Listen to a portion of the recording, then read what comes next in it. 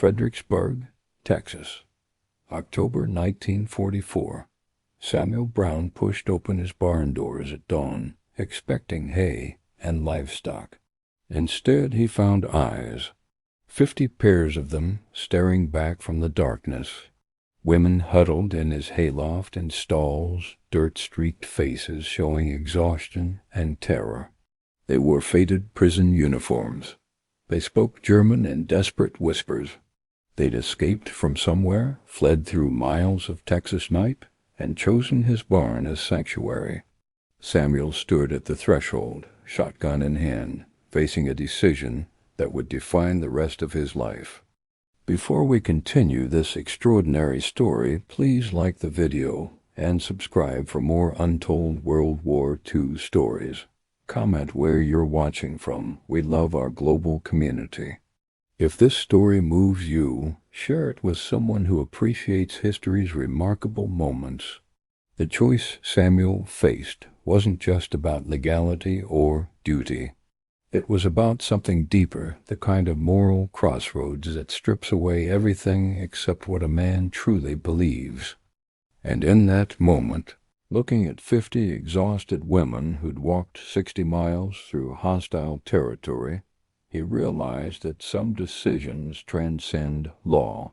The sun had barely cleared the horizon when Samuel began his morning rounds.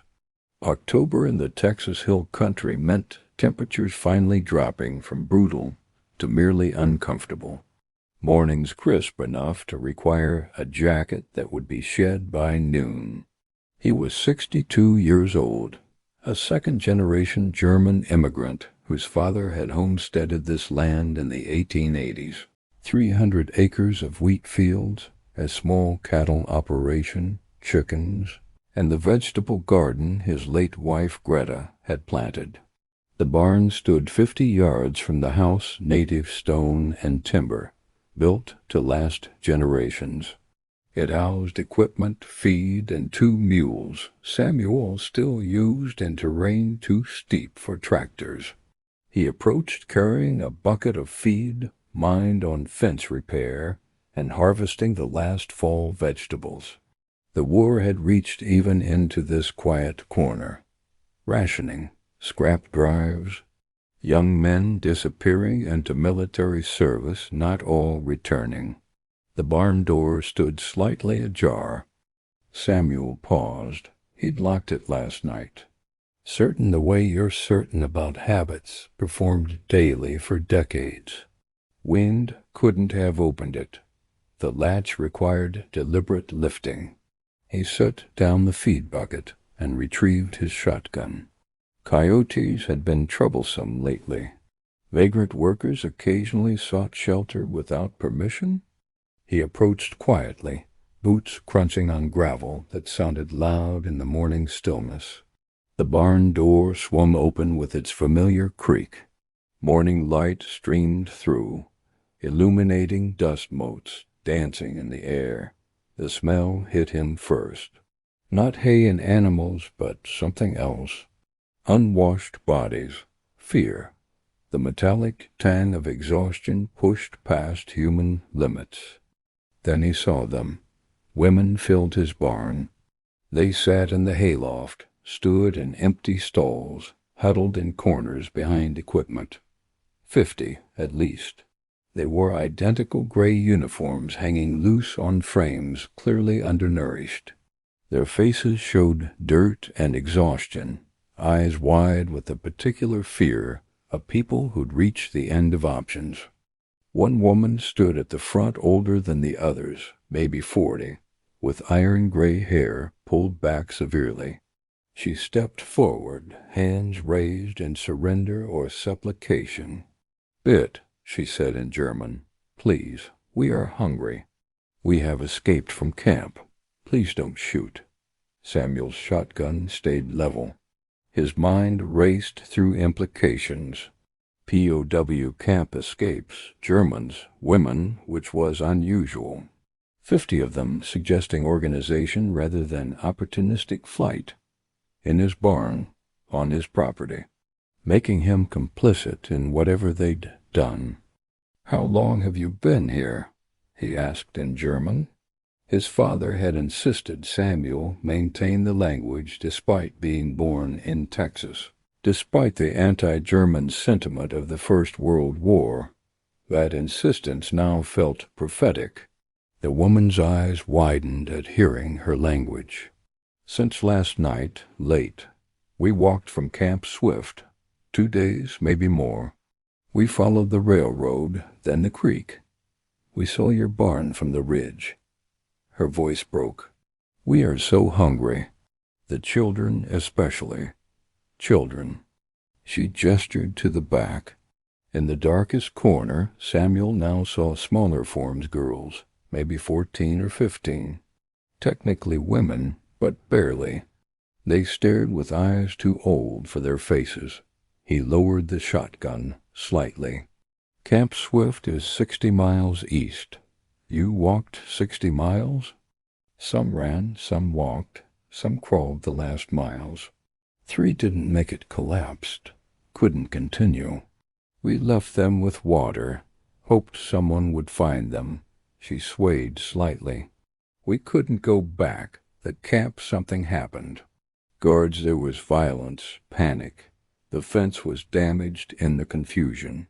We ran, 52 of us initially. Now 50. Samuel's mind worked through scenarios. Camp Swift was a major POW facility holding thousands.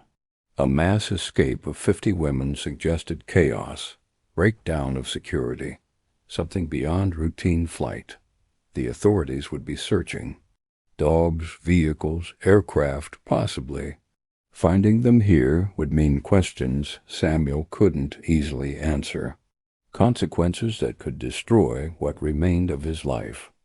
The right thing was obvious. Call the sheriff. Report the escapes. Let proper authorities handle the situation.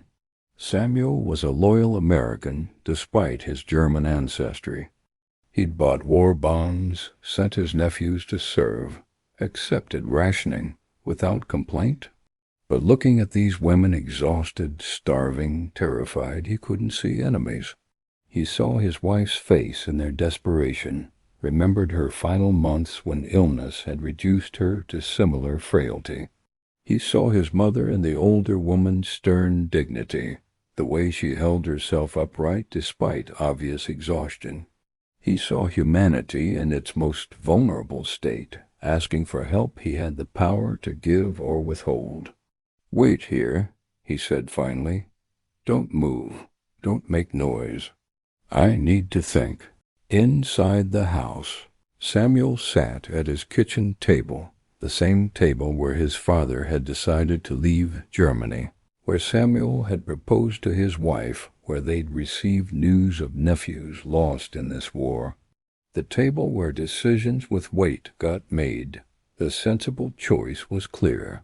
Call authorities. Report the escapes. Protect himself from accusation. Let the system handle whatever had caused this mass flight. But Samuel thought about his father's stories, about leaving Germany because the old country had become something unrecognizable, about choosing Texas because America promised something different, about the importance of doing right even when right was complicated. He thought about the young ones in the barn. Children really, despite what uniform or age might technically designate them. Hungry, terrified, having walked 60 miles on the desperate hope that someone would show mercy. Samuel stood and walked to his pantry. He began pulling out food. By the time he returned, arms loaded with bread, cheese, dried meat, and every apple from his storage cellar, the women had organized themselves with military precision. The older woman, she introduced herself as Hauptmann Martha Keller, a communications officer captured in North Africa, had established order. The women sat in rows, quiet and disciplined despite obvious hunger. "I'm going to feed you," Samuel said in German. "Then we need to talk about what happens next." He distributed food. Watching 50 starving women maintain discipline as they ate. No fighting, no grabbing. Careful rationing among themselves. The oldest made sure the youngest ate first. Those with injuries received extra portions. The organization spoke of training, but also something deeper, communal care forged through shared hardship. Keller approached while the women ate. "Herr Braun," she said, having noted his German surname on the mailbox, "we don't expect charity. If you feed us, we can work. We're trained medical personnel, communications, logistics. Whatever you need done, we can do. We just need time to figure out what comes next." "What happened at the camp?" Samuel asked. "Why did you run?" Keller's expression hardened. "There was an incident. Allegations of mistreatment. Some guards abused their authority with female prisoners. When it surfaced, there was panic violence, confusion. Part of the fence failed. We took the opportunity. Staying was more dangerous than fleeing." Anger stirred in Samuel's chest. "All 50 of you?" "No, but we were captured and held together. When the youngest were threatened, we chose solidarity." She met his gaze. "You could turn us in. We'd understand. But if you give us a few days, we can contact the Red Cross, document testimony, and surrender properly. We only ask for a chance to tell the truth." Samuel looked at the Barn 50 women who had walked 60 miles together, disciplined and exhausted, asking not for refuge but time. "You can stay," he said. 3 days. Food, shelter, water. Stay hidden. Hunters pass through these hills. After 3 days, we contact the Red Cross together." "Agreed?" Tears filled Keller's eyes. "Thank you. You repay me by staying quiet and helping with the farm," Samuel said. "I can't manage it alone. My wife passed 2 years ago. Within hours, the barn became an orderly camp. The women washed at the well, cleaned uniforms, and wore his late wife's dresses while they dried. Keller organized teams. Medical staff treated injuries. Others repaired fences, harvested vegetables, and organized equipment with striking efficiency. "You're too good at this," Samuel said. A younger woman, Elsa, smiled. "We're German military. Can't put us on farms for months. This is familiar." By evening, the farm looked better than it had in years. Dinner was communal, Samuel supervising, while trained cooks fed 52 people. They ate quietly, sharing stories of homes left behind. "Do you believe in what you fought for?" Samuel asked. Keller answered, "We believed in defending our country. Reality changed that. We've learned enemies can be kind, and strength doesn't require cruelty." That night, Samuel sat on the porch, looking toward the barn. Harboring them wasn't legal or safe, but it was right. At dawn, structure took hold. Testimony was documented. Samuel rode into Fredericksburg for supplies. Learning the search focused east, no one expected fugitives to head west into the hill country. Back home, the women worked on. By nightfall, every fence stood repaired, every tool organized, the farm restored by strangers who trusted him with their lives. "You're too efficient," Samuel told Keller. "You're making me look bad. Neighbors will wonder how I suddenly got so much done. Would you prefer we work slower?" Keller asked with a slight smile. "I'd prefer you stay hidden. But since you're here, might as well let you fix things I've been putting off for 2 years." By afternoon, Samuel had converted his house into a makeshift office. Keller and 3 women with legal or administrative training prepared documentation, detailed accounts of Camp Swift incidents, names, dates, and allegations. They drafted testimony requests for Red Cross investigation and transfer to a different facility. Elsa translated fluently. "I studied literature before the war," she said. "I plan to teach. Now I translate prisoner complaints in a Texas farmhouse. Life is strange." "What will you do after the war?" Samuel asked. "I don't know. Germany will be destroyed. Maybe stay in America. Teach languages. Build bridges instead of borders." She paused. "Your father came from Germany?" 1882. Bavaria. He said Germany was becoming something he couldn't support. "Smart man," Elsa said softly, returning to work with tears on her cheeks. The second day brought danger. Samuel was in the field with several women dressed like hired help when a sheriff's vehicle rolled down the drive. "Barn. Now," Samuel whispered. They vanished instantly. Sheriff Tom Weber approached as Samuel worked the fence. "Morning, Sam. Got a minute?" "Sure, Tom." "That escape from Swift, 50 women missing. Haven't seen anything unusual?" Samuel stayed calm. "Quiet as always. What makes you think they'd come this way?" "Probably wouldn't, but we're checking everywhere." "Mind if I look around?" Refusing would raise suspicion. "Go ahead." They walked to the barn. Samuel's mouth went dry. Weber paused, scanning. "Looks good. Better than last time. Keeping busy." After a long moment, Weber nodded. "Call if you see anything." These women could be dangerous. When he left, Samuel sagged against the wall. Keller emerged from a hidden compartment. "We need Red Cross today," Samuel said. That afternoon, he drove to Austin. At the Red Cross office, he met Dorothy Chun. "I have information about Camp Swift. The women are willing to surrender with guarantees." "Investigation, transfer, protection from retaliation? Do you have evidence?" Chun asked. "Documentation, testimony, but only with safeguards in place." "Where are they now?" "Safe for now." After hours of calls, Chun returned. "Supervised surrender.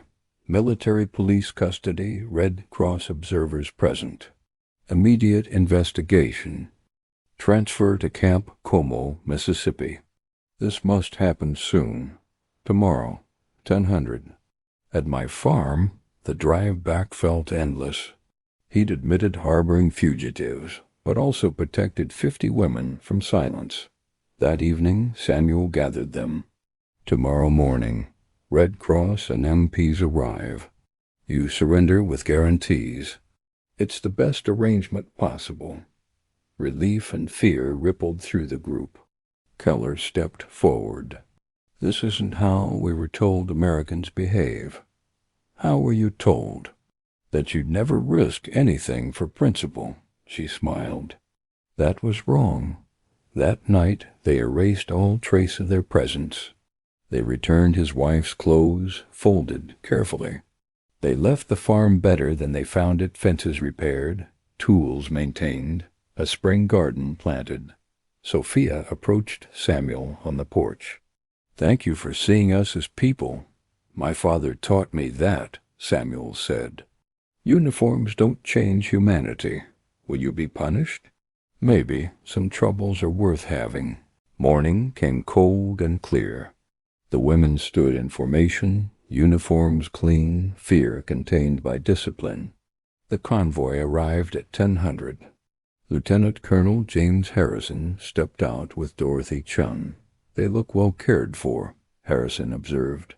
"They worked for their keep," Samuel said.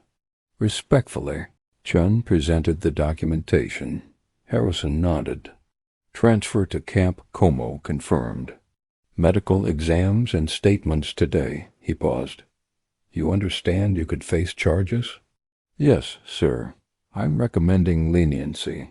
The surrender proceeded methodically, examinations, statements, oversight. Before boarding, Keller pressed a folded paper into Samuel's hand. "We wrote this together, all 50 of us. Tell the truth," Samuel said. "That's enough." The trucks departed, carrying 50 women back into different custody, with witnesses, guarantees, and truth no longer hidden. Samuel stood in his yard, watching the dust settle. The farm was empty again, quiet beneath the endless Texas sky. Yet something had changed. The land itself felt marked, having offered sanctuary when it mattered. He unfolded the paper Keller had given him. Written in German, signed by all 50 women, it read, "To Samuel Brown, who showed us that enemy is political, not human. You fed us when we were hungry, sheltered us when we were hunted, treated us with dignity when others did not. You asked for nothing. We will remember this as America, not the camps, but the farmer who saw people. We will carry this lesson back to Germany and teach it to our children. You will never know the full impact of your choice, but we will spend our lives trying to be worthy of it." Samuel folded the letter and slipped it beside the photograph of his wife. Greta would have approved. His father certainly would have. That mattered more than consequences. Sheriff Weber arrived that afternoon. "You harbored escaped prisoners. I did. Fed them, sheltered them, gave them time to document mistreatment, and arrange surrender." Weber studied him. That was either brave or foolish, maybe both. But it was right. Authorities may choose leniency. You took a serious risk, worth taking. My father left Germany because people stayed silent. I wasn't going to repeat that. After a pause, Weber nodded. For what it's worth, you did the right thing. The investigation made national news. Camp Swift closed temporarily. Guards faced courts-martial. POW procedures were overhauled nationwide. The women's testimony created records that couldn't be buried. Samuel testified openly, admitting legal violations while explaining his moral reasoning. Investigators listened. "You violated regulations," the lead investigator said. "However, you prevented further harm and arranged surrender. We're recommending no charges. 6 months of observation only." Relief washed over Samuel. "Thank the women," the investigator added. "Their testimony on your behalf mattered. Letters arrived from Camp Como describing improved conditions. Many women planned to stay in America after the war." In December, Keller wrote, "The investigation concluded in our favor. Guards removed, procedures reformed. You didn't just help us, you improved conditions for thousands." Samuel kept her letter with the first. Years passed. Fredericksburg, Texas, 1955. Samuel Brown, 73, still farmed his father's land. One afternoon, a car pulled into the drive. 4 middle-aged women stepped out. "Herr Brown," one said.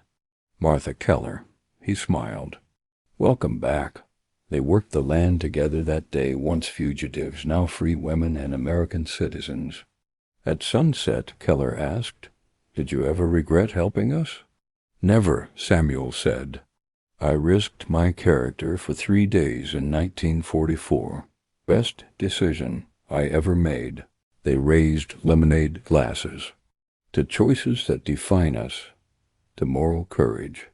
The barn stood against the darkening sky, once a hiding place, now a reminder that kindness, chosen once, can ripple across decades. The women departed at evening's end, promising to return, to maintain connection forged in barn during 3 October days. Samuel watched them go, then walked to his barn, touching the stone his father had laid 70 years earlier. Some structures sheltered animals, others sheltered humans. A few, in rare moments, sheltered both, and in doing so demonstrated that civilization's true measure wasn't in wealth or power, but in willingness to extend care regardless of who was asking. Samuel Brown had measured well. His barn had 2,